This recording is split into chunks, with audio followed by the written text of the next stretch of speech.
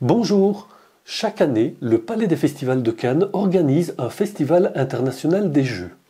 Dans ce contexte, les organisateurs recrutent un jury composé de 9 membres qui sont tous proches du monde du jeu et desquels je fais partie, pour organiser une sélection de jeux de l'année. Cette sélection, elle va s'appeler l'As d'or jeu de l'année et sera déclinée en 3 catégories. Il y aura une catégorie enfant, une catégorie tout public et une catégorie expert. Aujourd'hui, je vais vous présenter les sélectionnés de la catégorie enfant et vous expliquer ce qui les rend exceptionnels.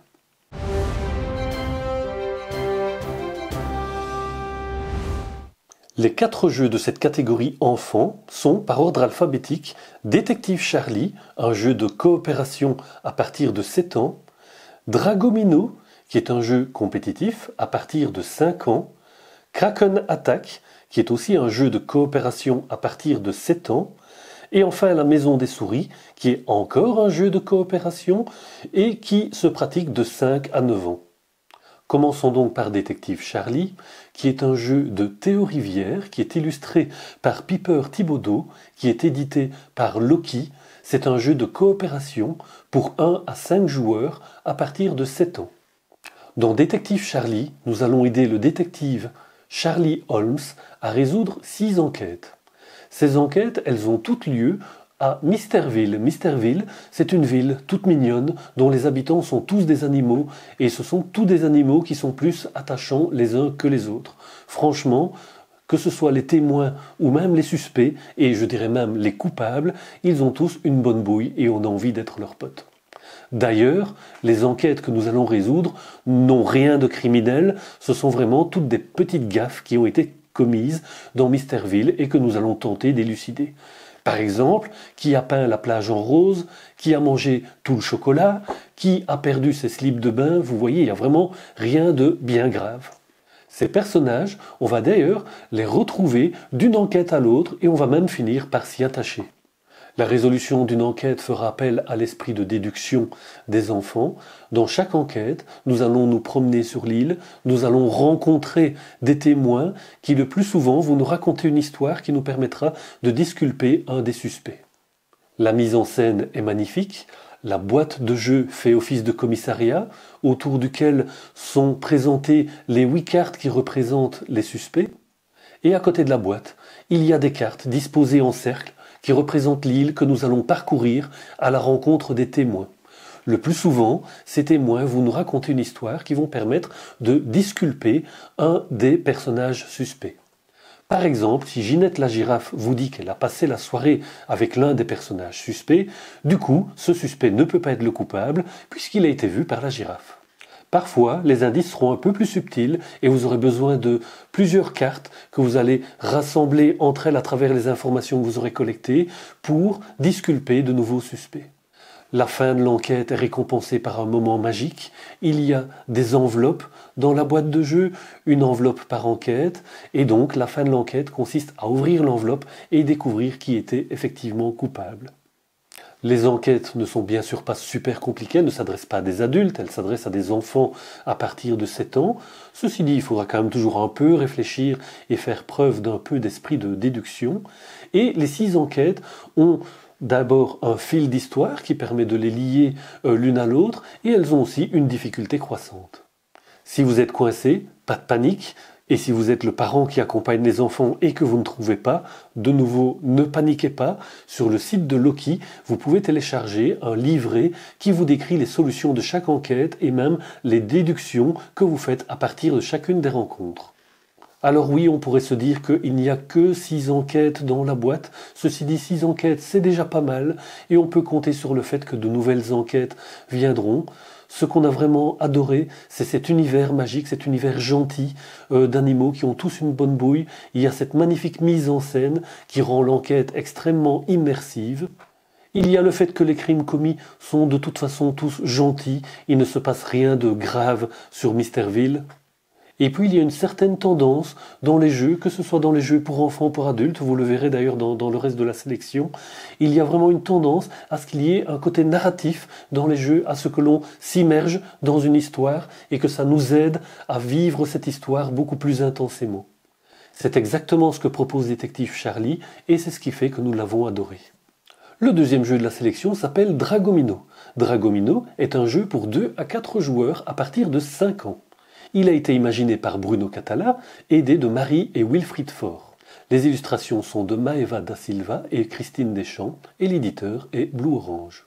Alors si le trio d'auteurs commence par Bruno Catala, ça n'est pas un hasard. Bruno Catala est aussi l'inventeur du jeu King Domino que nous adorons aussi d'ailleurs, pour les jeux adultes pour 2 joueurs. Et Dragomino va forcément faire penser un peu à King Domino, une espèce de King Domino que l'on aurait épuré à l'extrême pour être accessible à des enfants à partir de 5 ans. Marie et Wilfried Faure sont les champions des jeux pour enfants. Ils ont déjà obtenu un As d'or avec leur jeu Mr. Wolf et l'année passée, ils ont aussi eu une sélection avec la Vallée des Vikings. Du coup, vous voyez le trio d'enfer, Bruno Catala, inventeur de King Domino, qui s'allie à des experts en jeux pour enfants, Marie et Wilfried Faure, et qui ont imaginé donc tous ensemble Dragomino. Et pourtant, si je vous raconte cette histoire avec King Domino, c'est plus pour la petite histoire. Sinon, franchement, prenez un regard d'enfant, découvrez Dragomino et vous verrez un jeu qui est simple mais qui est magique. Ce sont des dominos que l'on ne place pas à la queue leu-leu, c'est plus original que ça. Nous allons pouvoir les placer en les connectant l'un à l'autre pour faire un territoire de la forme que l'on souhaite. Il n'y a aucune contrainte, mais par contre, il y a des récompenses. À chaque fois que l'on colle un domino à un autre en formant un territoire de la même couleur, on gagne un œuf. Donc chaque connexion réussie égale un œuf. Vous prenez cet œuf, vous le retournez et vous allez découvrir une récompense. Alors 2 récompenses possibles, soit vous obtenez un bébé dragon et là c'est formidable puisque le but du jeu est de gagner un maximum de bébés dragons. Et l'autre possibilité qui n'est pas dramatique, vous pouvez découvrir aussi une coquille d'œuf vide, il n'y a malheureusement pas de bébé dragon, mais maman dragon va venir près de vous pour vous rassurer et vous permettra de devenir le premier joueur du prochain tour.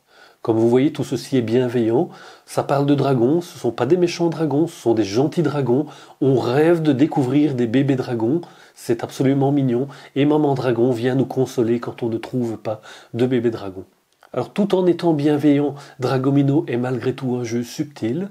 Tout d'abord pour choisir les dominos, au début de chaque tour, on va révéler 4 dominos et en partant du joueur qui a la maman dragon, vous vous rappelez, c'est elle qui vient vous consoler quand vous n'avez pas trouvé de bébé dragon. Donc en partant du joueur qui a la maman dragon, chaque joueur va choisir le domino qu'il veut poser sur son territoire. C'est donc un mécanisme que l'on peut apparenter à un draft, comme les grands le connaissent dans des jeux comme par exemple Seven Wonders, mais ici qui s'applique de manière très simple, 4 dominos et on choisit un domino chacun son tour. L'autre subtilité, c'est qu'à force de jouer les parties, l'enfant finira par remarquer qu'il y a beaucoup plus souvent des bébés dragons derrière les œufs rouges que derrière des œufs jaunes par exemple. Ce qui fait que pour les prochaines parties, il pourra mieux guider les choix des dominos qu'il fera. Et pour toutes ces raisons, de thèmes gentils et bienveillants, et de cette mécanique qui est à la fois simple et cache de nombreuses subtilités, nous avons trouvé que Dragomino était un jeu excellent pour enfants à partir de 5 ans. Le troisième jeu de la sélection s'appelle Kraken Attack. C'est un jeu de coopération pour 1 à 4 joueurs à partir de 7 ans. Et son éditeur c'est Loki, et oui encore Loki qui est Lucky, parce qu'il a 2 jeux dans la sélection cette année, Détective Charlie et Kraken Attack. Alors pour d'abord parler de la création du jeu, il y a une très belle histoire derrière, c'est celle de la création entre un père et son fils. Antoine Boza et son fils Esteban ont créé le jeu Kraken Attack ensemble. Il y a donc toutes les chances qu'Esteban Boza soit le plus jeune créateur jamais sélectionné dans l'As d'or à ce jour. Et Antoine Boza, je suppose donc que vous devez le connaître, il est l'auteur d'un des jeux de stratégie les plus connus au monde, Seven Wonders, qui est édité chez l'éditeur belge Repos Productions, ça vaut le coup de le souligner. Et d'ailleurs, chez ce même Repos Productions, Antoine Boza avait aussi inventé un jeu qui s'appelle Ghost Stories, qui est ressorti récemment sous un autre nom, Last Bastion, une version rethématisée, mais du même jeu. Et si je parle de Ghost Stories, c'est parce que je suis peut-être le seul, mais Kraken Attack m'a fait penser à une sorte de version junior de Ghost Stories. Mais passons maintenant au cœur du jeu pour voir en quoi nous l'avons trouvé exceptionnel. Le côté exceptionnel de Kraken Attack, c'est d'abord sa mise en scène. Les joueurs vont incarner des enfants pirates qui se trouvent dans un bateau entouré de bastingages en 3 dimensions. C'est vraiment très bien fait, la mise en situation. Et ce bateau se fait cerner de toutes parts par les tentacules d'un kraken qui s'approche au loin. Les enfants vont devoir lutter contre ces tentacules qui tentent de s'approcher du bateau. Ils vont utiliser différentes armes pour repousser les tentacules, mais en même temps, comme ils sont un peu espiègles, ils vont faire des grimaces au vilain kraken en disant « tu parviendras jamais à casser notre bateau ». Et à chaque fois qu'ils vont faire des grimaces, le kraken énervé va se rapprocher du bateau, jusqu'au moment de l'affrontement final, où le kraken va se retrouver enfin face au bateau, où les enfants vont essayer de s'en débarrasser une bonne fois pour toutes. La thématique est géniale, une histoire de pirate, ça marche à tous les coups, et faire des grimaces à un kraken, franchement, c'est craquant. En toute sincérité, la mécanique n'est pas toute simple et nécessitera très certainement la présence d'un adulte pour jouer les premières parties avant que les enfants trouvent finalement une autonomie. Heureusement, le thème riche va permettre d'assimiler ces mécanismes. Par exemple, à chaque tour de jeu, les enfants choisiront une carte qu'ils vont jouer pour déterminer les actions qu'ils peuvent réaliser, et ces actions sont finalement relativement intuitives. Il y aura une botte qui indique que l'enfant peut se déplacer dans le bateau, une arme qui indique que l'enfant peut attaquer un tentacule qui se trouve face à lui au moment où il attaque. Il va trouver des outils pour pouvoir réparer le bateau si jamais un tentacule arrive renverser un bastingage. Donc vous voyez que les actions finalement parlent d'elles-mêmes. On lance aussi des dés qui vont déterminer la progression aléatoire de quel tentacule va se rapprocher du bateau à chaque tour.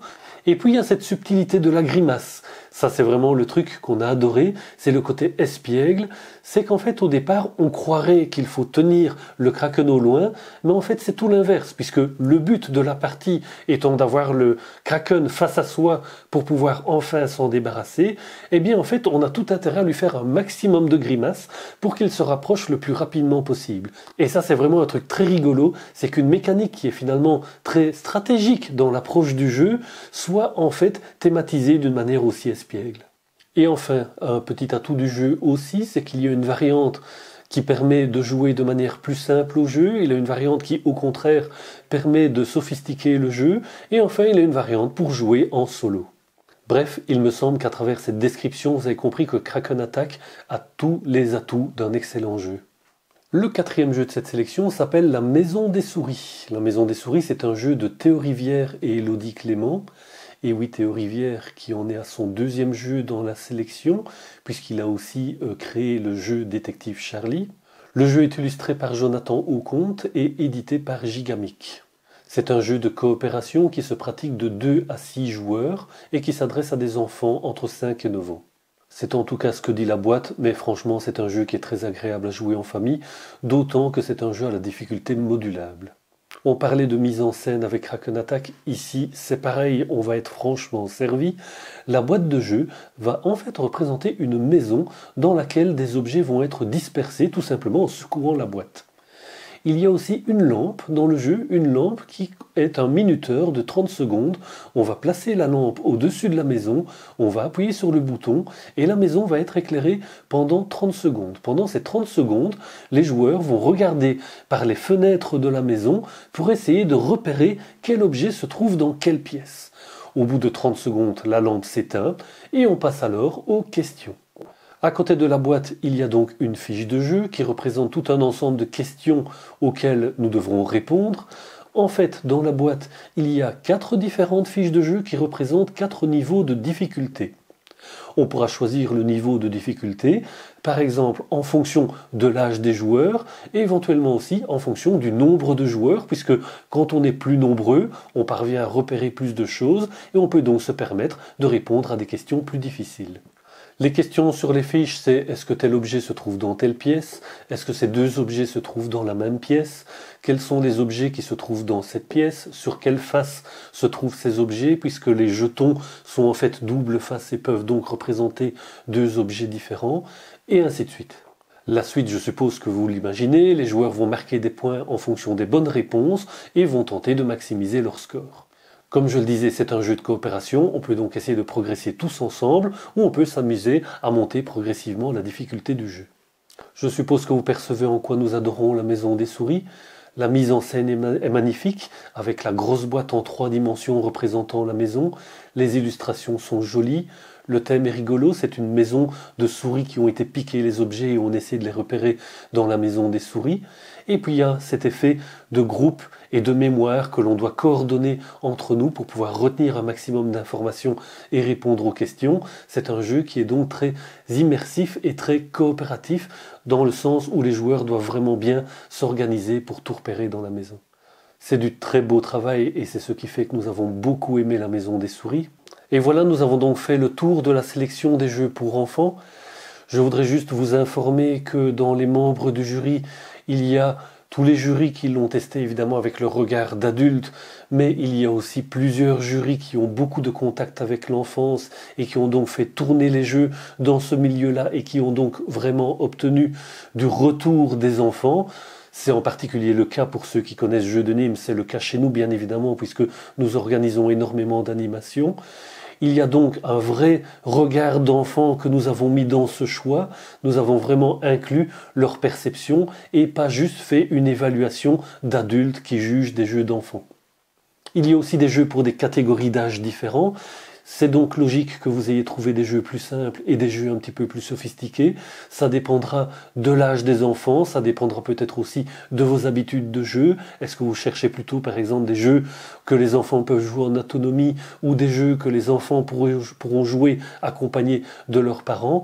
Tout ça est un choix. Vous pouvez faire le choix justement en regardant la description que je viens vous faire ou n'hésitez pas bien évidemment à demander à votre ludicaire préféré de vous conseiller pour faire le meilleur choix possible.